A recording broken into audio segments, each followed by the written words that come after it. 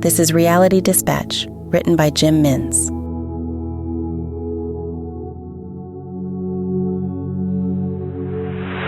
He sat with the device in his hands, giddy with excitement at the prospect of uninterrupted hours at the controls of Roblox, Minecraft, or perhaps another downloadable game that took his fancy.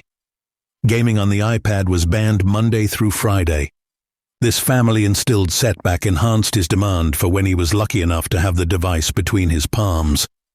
Now that the school holidays had dawned and he was looking down the barrel of weeks of uninterrupted gameplay, no virus nor a severed limb could dampen his enthusiasm. The optometrist said his eyes were weak and needed strengthening exercises regularly. His parents had tried to keep up this routine despite the setbacks of the vacation break getting in the way. This was to his detriment as his vision blurred with every game played and the screen moved closer and closer to his pupils to allow him an attempt at 20/20 vision. As Christmas approached, he was often left to his devices over the days and weeks as the fairy lights twinkled above, and the rise of the tree in the corner made little impact on his perceived surroundings.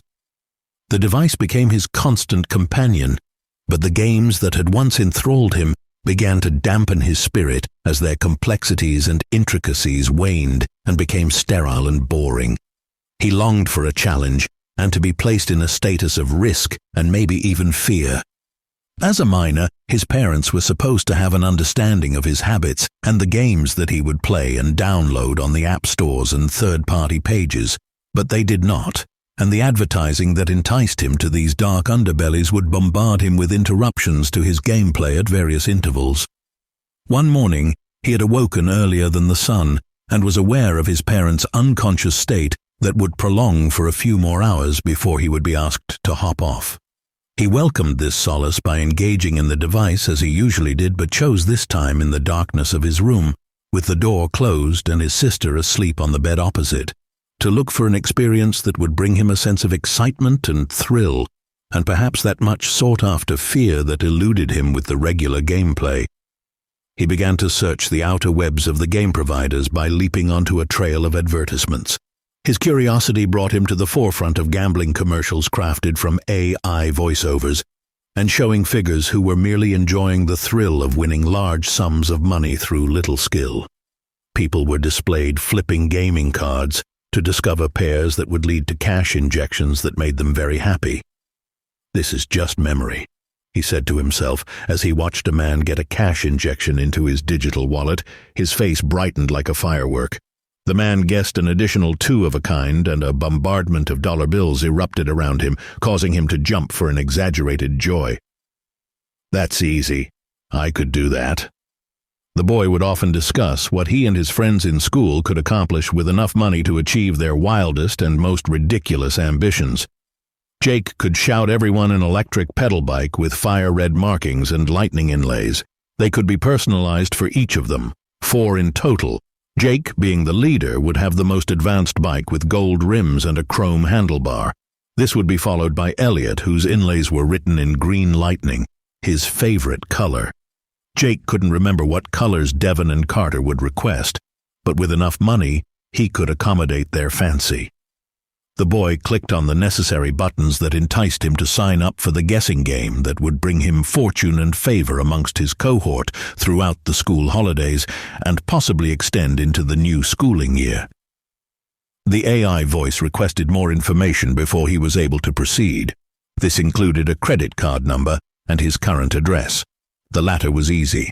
The boy punched in the numbers of his current location but could not proceed when he ignored its demands for credit card details.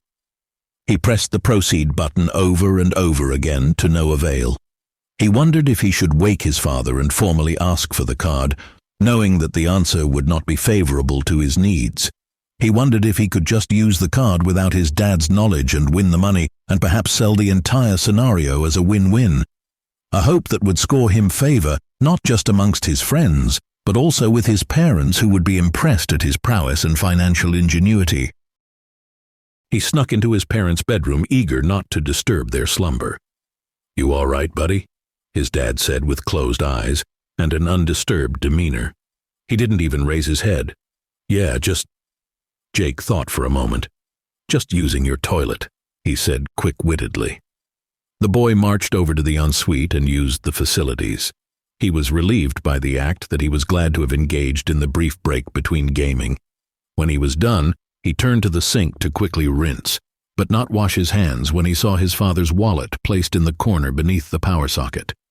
His grandfather's watch resting atop and his work mobile sitting alongside it.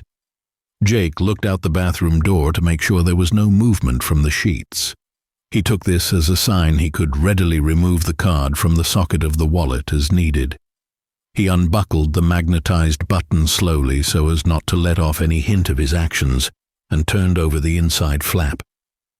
The MasterCard symbol was staring at him in its red and yellow ovals like two welcoming eyes, waiting for his usage. He gripped the corner with his thumb and forefinger and slid it out. Holding it between his fingers, he walked past his sleeping parents a final time before he broke their trust with his first act of treachery. An act that would strike fear into his heart that he had not known in his 6 years of existence. His father gave a glance out of the corner of his closed left eye, not knowing of the many thousands of dollars this simple, straightforward walk would cost him. The boy walked back into his bedroom, sat on his bed, and turned on the iPad to the game that he had left behind. He gave the machine the details the device craved and began to play the first game. A flutter raced across his chest. The boy was cognizant of a fast beat.